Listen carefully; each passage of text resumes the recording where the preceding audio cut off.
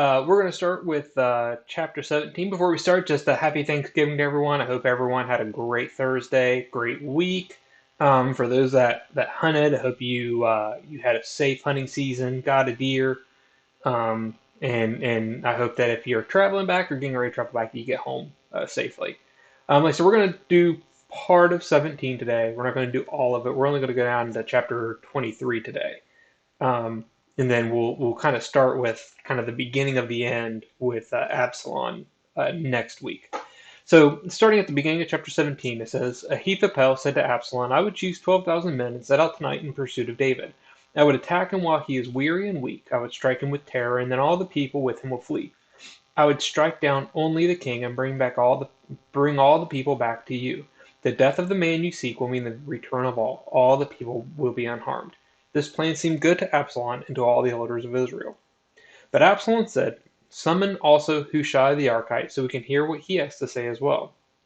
When Hushai came to him, Absalom said, Ahithophel has given this advice, so should we do what he says? If not, give us your opinion. Hushai replied to Absalom, The advice of Ahithophel has given is not good this time. You know your father and his men. They are fighters and as fierce as a wild bear robbed of her cubs. Besides, your father is an experienced fighter. He will not spend the night with the troops. Even now he is hidden in a cave or some other place. If he should attack your troops first, whoever hears about it will say, There has been a slaughter among the troops who follow Absalom. Then even the bravest soldier, whose heart is like the heart of a lion, will melt with fear, for all Israel knows that your father is a fighter, and that those with him are brave. So I advise you, let all Israel from Dan to Beersheba, as numerous as the sand on the seashore, be gathered to you, with you yourself leading them into battle. Then we will attack him wherever he may be found, and we will fall on him as dew settles on the ground. Neither he nor any of his men will be left alive. If he withdraws into a city, then all Israel will bring ropes to that city, and we will drag it down to the valley until not so much as a pebble is left. Absalom and all the men of Israel said, The advice of Hushai the Archite is better than that of Ahithophel, for the Lord had determined to frustrate the good advice of Ahithophel in order to bring disaster on Absalom. Hushai told Zadok and Abiathar the priests, Ahithophel has advised Absalom and the elders of Israel to do such and such, but I advise them to do so and so. Now send a message at once to tell David, Do not spend the night at the fords in the wilderness. Cross over without fail, or the king and all the people with him will be swallowed up. Jonathan and Ahimaaz were staying at En-Rogel. A female servant was to go and inform them, and they were to go and tell King David, for they could not risk being seen entering the city. But a young man saw them and told Absalom. So the two of them left at once and went into the house of a man in Bahurim. He had a well in his courtyard, and they climbed down into it. His wife took a covering and spread it out over the opening of the well and scattered grain over it. No one knew anything about it. When Absalom's men came to the women at the house, they asked, Where is Ahimaaz and Jonathan? The woman answered them, They crossed over the brook. The men searched, but found no one, so they returned to Jerusalem. After they had gone, the two climbed out of the well and went to inform King David. They said to him, Set out and cross the river at once. Ahithophel had advised them such and such against you. So David and all his people went with him to set out and cross the Jordan. By daybreak no one was left who had not crossed the Jordan. When Ahithophel saw that his advice had not been followed, he saddled his donkey and set out for his house in his hometown. He put his house in order and then hanged himself. So he died and was buried in his father's tomb. And so if we kind of summarize the story today, if I just want to kind of mention a few characters that we have here. Ahithophel is a counselor to Absalom, who is considered very wise. And we do know that he is wise enough that at one point, David in one of the previous chapters prays, please make Ahithophel's advice turn to foolishness. And we do know that Ahithophel was the one that gave the advice to Absalom to sleep with the 10 concubines of David, which we talked about last week.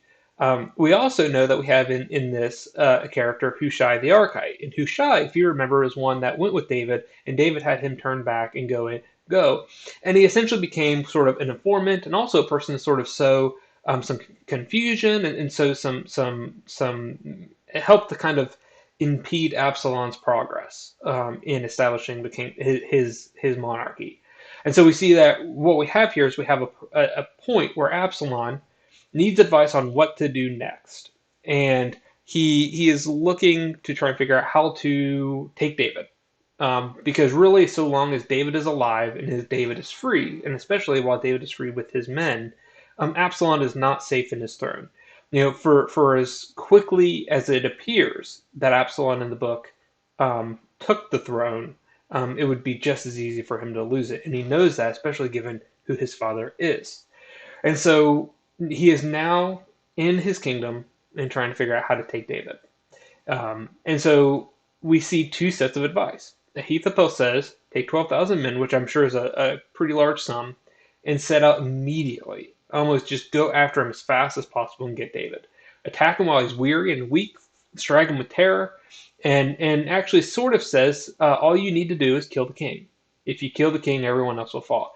And this actually, on the face of it, appears like great advice. And also pretty wise in the sense that the only person harmed in this would be David. It would bring everyone back and allow everyone else to reconcile. So it appears to be very good advice from that perspective. Um, there's a few flaws in it that Hushai the Archite even points out and sort of alludes to. These are very well trained men. You cannot come up and surprise them. You're not going to be able to, excuse me, you're not going to be able to, attack them by surprise. They're experienced fighters. You do this, you might fail. And if you fail to take them, the kingdom could turn on you. And so Hushai says, call the whole kingdom, take the whole army and obliterate them. And he gives that advice. And everyone with Absalom seems to think that that is better advice. And so that's what they do. Now, the thing that is sort of understood in here is that Ahithophel's advice is wise in the sense that it's immediate. You get David while he's weak, and you get him while he's fleeing, and that's pretty strong. The problem is that that with his experience with Saul, that David's good at being chased and avoiding being captured, so it's not a guarantee. Ahithophel or Hushai's seems much more assured because the numbers would be with them. However, calling the entire country to war to go against David will take an immense amount of time, which is what Hushai's actually counting on. Because what he does is he then he sends people to David to say, get over the fords, get across the Jordan, which appears to must be one of the borders of the kingdom, and get out of here. And that's what he does. Is he sends messengers to give enough time so that he actually leaves. And then what we see here is that Ahithophel, I guess, believing that he had lost the confidence of the king, commits suicide, which seems random, but not completely out of line with what we know sometimes happens during periods like this. And so, we have this just. This is a very interesting part of the chapter. Like I said, we're not doing all of it. This is kind of a good stopping point, scripture-wise. But what this actually sort of shows, and the thing I want to talk about here is, what this really shows is that Absalom didn't really have a clear plan once he took the kingdom. He had a very clear plan about how to attain the kingdom, how to conquer and expel David. He didn't have a clear plan for what to do once he got there. And what you kind of see here, and you see in the previous chapter with the advice he's getting from his people, is he's kind of flying by the seat of his pants. And you can absolutely see that. And that's going to end up being the demise. This actually sort of comes to a saying or a concept that's pretty well known in the world, in that it's easy to conquer the country, or it's easy to conquer the kingdom. It's much harder to rule it. And we have countless versions of that in history. Julius Caesar conquered Gaul and took the Roman Empire quite easily. Ruling the Roman Empire afterwards was much more difficult. It was very difficult.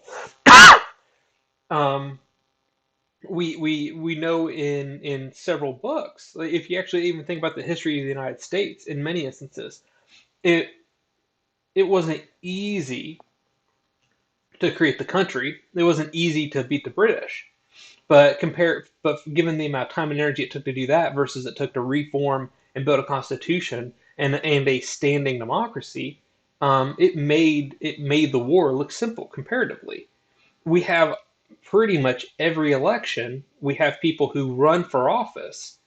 And honestly, in many instances, almost every president that I can think of, they will tell you that campaigning was easier than actually running the country once they got there. It's a whole different premise to work. In our lives, every one of our lives, I think most of us would even say that when we had a very clear, concise goal of somewhere we want, something we wanted to do, whether it's get to college, graduate from college, get a job, get to a certain position in our job, get married, have kids, whatever that goal is. I think all of us would generally say that getting to the goal in some ways was easier than maintaining the position we're in once we achieve that goal. That's very common in our society. And one of the reasons, and the main reason why that's so clear, or why that's why it's so difficult to maintain a position once you achieve it, is because you don't have the goal anymore. When you're looking forward and you're looking towards a goal, um, eh, you have a very clear vision of what you're going for. And you've also either formally or within your mind sort of built the steps of how you got to get there. When I went to college, I knew I had to have this grade point average. I knew for the school I wanted to go into, I needed this sort of test scores. From a money standpoint, I know I needed so much funding, whether through loans or scholarships or my parents funding it. I knew all of the steps. Once I got to school, again, I knew the steps. I knew the credit hours that I had. I knew when and where I needed to take all the various classes that I had. When I got when I started dating my wife, I knew where I wanted. I knew all the things that I needed to do. Um, Once you meet the goal, if you don't then have another goal, or have another perspective from that point on, it's easy to get lost. It's easy to become aimless, um, and struggle with where you need to go next. And so it's one of the this is one of the things that in life, in our spiritual life, in our normal life, we need to always make sure that we have clear goals, um, in whatever we're doing, in concise goals. And we need to also, whether formally or informally, we need to know the steps to get there. And then we need to keep moving those goals. They keep talking. There's an old saying about moving the goalposts. In some ways, we need to keep moving the goalposts in our lives to make sure that we have direction. And in some ways, I want to give an example why we have to have this in an example of an airplane in an airplane flight. I've taken lots and lots of flights. If I go to Charleston to Atlanta, which is a pretty common flight, when those pilots, all the people working on it, the plane itself, have all of the tools and mechanisms to fly. It has a goal to go to Atlanta. It knows the steps it's got to go, and when it gets in the air, even if there's turbulence, even if there's various things pushing it back and forth, it will course correct, knowing where it has to go in the end. And so just like that, we need to have a goal, because there will be things in our lives that'll push us to the left or to the right or up or down or whatever it is. They're going to push us. And if we don't have a goal, we're going to keep straying away from where we want to be. And so we need goals to help us to have a point, a fixed point to come back to. The same way that sailors had the North Star and other stars to know where to go to, where they needed to move. If you think of actually about a long time ago, when people would sail before they had all the instrumentation, at noon they would always take the sightings of where the sun is at noon, because then they could actually map out knowing where they were in the ocean, and they could course correct to get back to where they needed to be to get to their goal. That's why you have a compass, because if you knew the direction of where you need to go, you stay on that direction, you can get there. Those are all critical steps to keeping on your goal.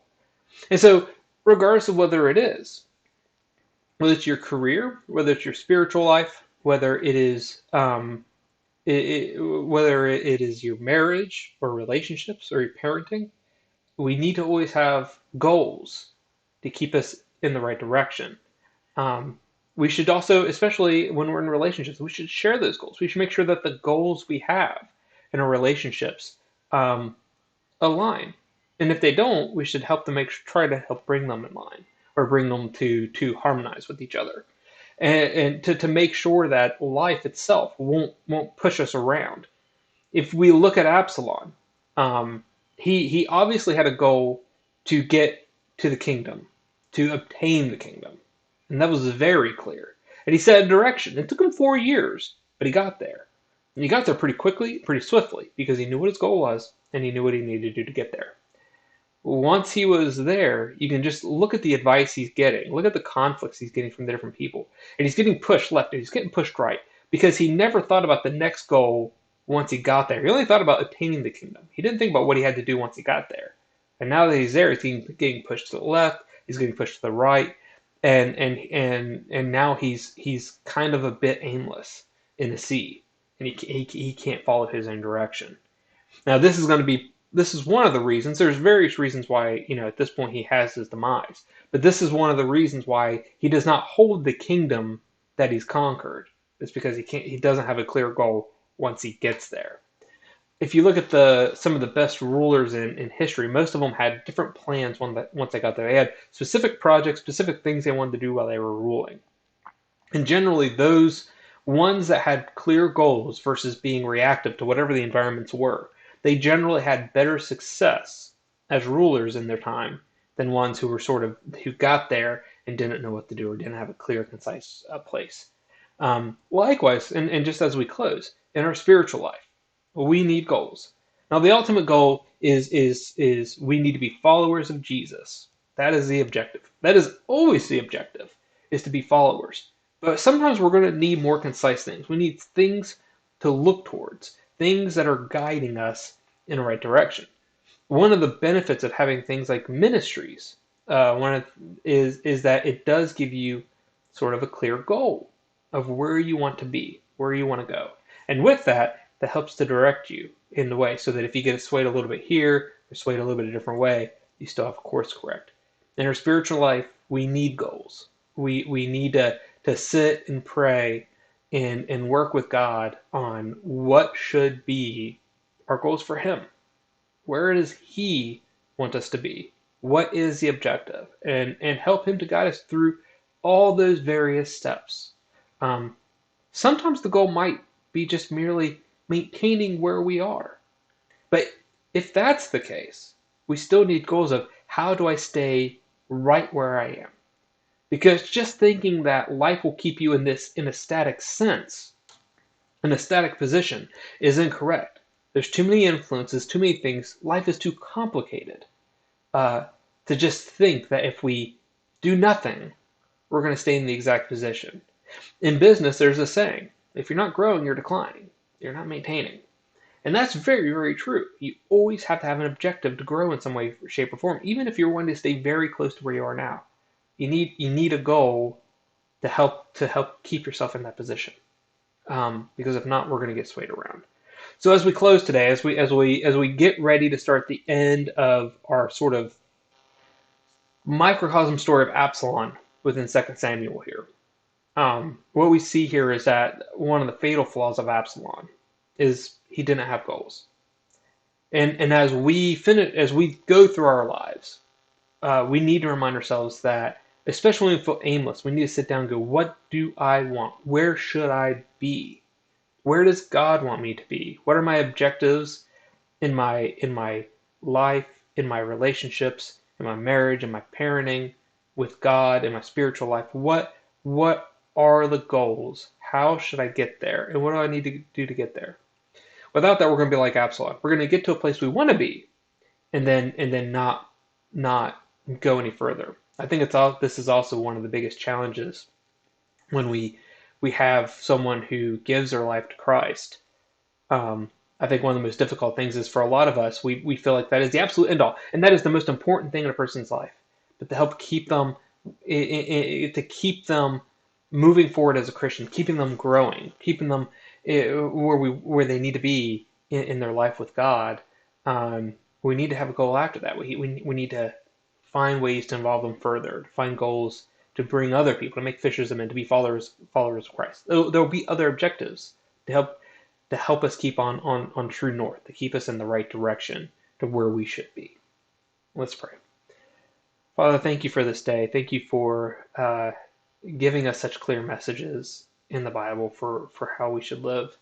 Um, For those of us all who are aimless in different aspects of our lives, help us to sit down and meditate and pray with you on what should be our goals, what should be our objectives, how should we get there. Help us to cleanly understand what they are, and help us to start setting in place how to get there. And let us use that as a guiding light, as a way to make sure that when life wants to move us one way or the other, that we can always correct course and keep going to those objectives that you want us to be at.